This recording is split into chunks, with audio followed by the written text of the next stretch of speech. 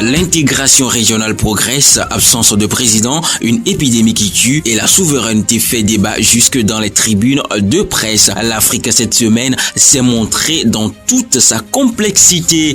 Bonsoir messieurs et dames, Prudence Agbaletti c'est moi. Bienvenue à toutes et tous dans Afrique Hebdo.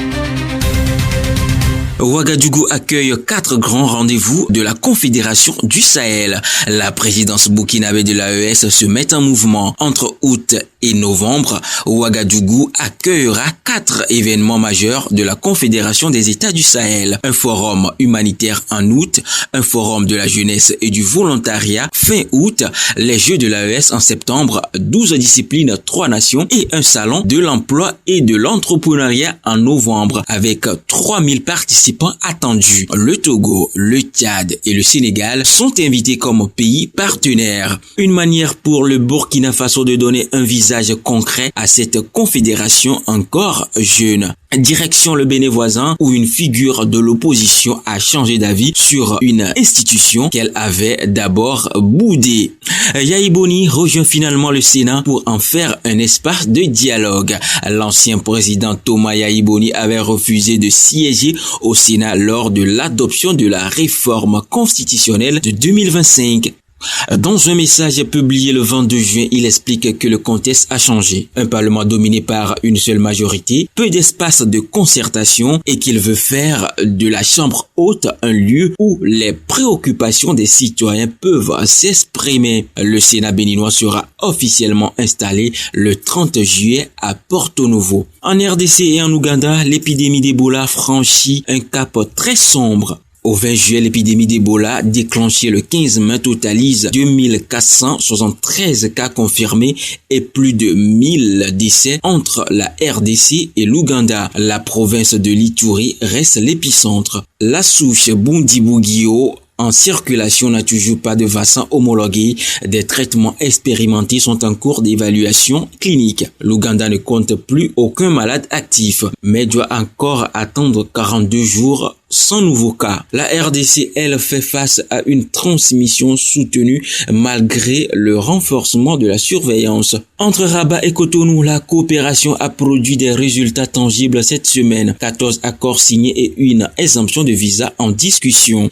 La 7e commission mixte de coopération bénino-marocaine tenue à Cotonou le 21 juillet a accouché de 14 accords couvrant commerce, enseignement supérieur, culture et investissement. Le chef de la diplomatie marocaine, Nasser Bourita, a annoncé que Rabat était prêt à examiner une exemption de visa pour les Béninois titulaires d'un passeport ordinaire. Une intention, pas encore une décision. En attendant, les Béninois bénéficient déjà d'un e-visa depuis 2024 et les Marocains sont exemptés de visa pour le Bénin depuis 2004. La grande nouvelle monétaire de la semaine vient du sommet de la CEDEAO en Sierra Leone. L'écho confirmé pour 2027. Diomaye Faye prend la présidence tournante. Le 69e sommet ordinaire de la CEDEAO tenu à Lungui en Sierra Leone a produit 2 décisions majeures. D'abord, la monnaie unique ECO est confirmée pour un lancement en 2027 avec une approche progressive. Seuls les pays respectant les critères de convergence intégreront la première phase. La marque ECO a été enregistrée auprès de l'Organisation africaine de la propriété intellectuelle. Ensuite, le président sénégalais Bassirou Diomaye Faye a pris la présidence tournante de l'organisation, succédant au Sierra-Léonais Julius Maada Bio. Il hérite d'une CEDEAO confrontée au terrorisme, aux transitions politiques et à la gestion de son bras de fer avec l'AES. Justement, dans ce dossier AES-CEDEAO, le sommet a aussi fixé une feuille de route pour les mois à venir.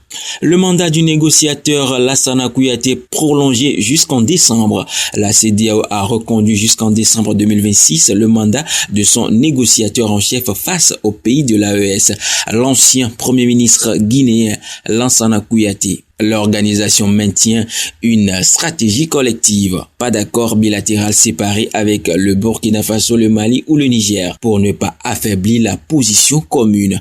Du côté de l'AES, les experts des 3 pays s'étaient déjà réunis à Ouagadougou fin juin pour harmoniser leur argumentaire. Un dialogue relancé en main à Lomé avait donné une impulsion. Il s'agit désormais de la transformer en résultat concret. En RDC, l'opposition a finalement décidé de reporter sa marche et d'ouvrir la porte au dialogue. La coalition C64, qui réclamait la démission de Tshisekedi et refusait toute révision constitutionnelle ouvrant la voie à un 3e mandat, a suspendu la marche prévue le 22 juillet. La SENCO et l'Église du Christ au Congo avaient plaidé pour la retenue.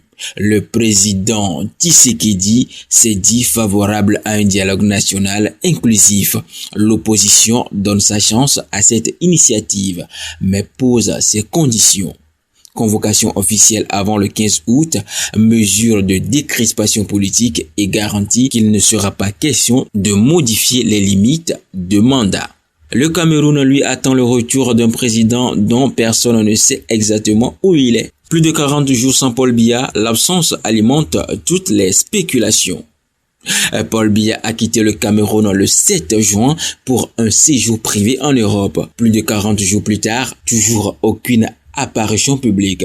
Jeune Afrique évoque des soins médicaux en Suisse. Le gouvernement dément. À 93 ans, le président camerounais alimente les spéculations sur son état de santé et sur la continuité de l'État. Un député de l'opposition a demandé au Conseil constitutionnel de constater une vacance du pouvoir. Le RDPC, le parti présidentiel, assure que Biya est aux commandes. Mais sans preuve visible, le doute s'installe. À Paris, la justice a rendu cette semaine un verdict qui referme 30 ans d'histoire. 27 ans confirmés en appel pour complicité de génocide des Tutsis. La cour d'assises d'appel de Paris a confirmé la condamnation à 27 ans de réclusion criminelle de Jean Rwamusio, ancien médecin rwandais reconnu coupable de complicité de génocide et de crimes contre l'humanité. Les juges lui reprochent d'avoir relayé les appels de la haine contre les Tutsis en 1994 et participé à l'enfouissement de corps dans des fosses communes à Buntare. Le génocide des Tutsis a fait plus de 800 000 morts entre avril et juillet 1994. Cette condamnation s'inscrit dans les poursuites françaises engagées au titre de la compétence universelle.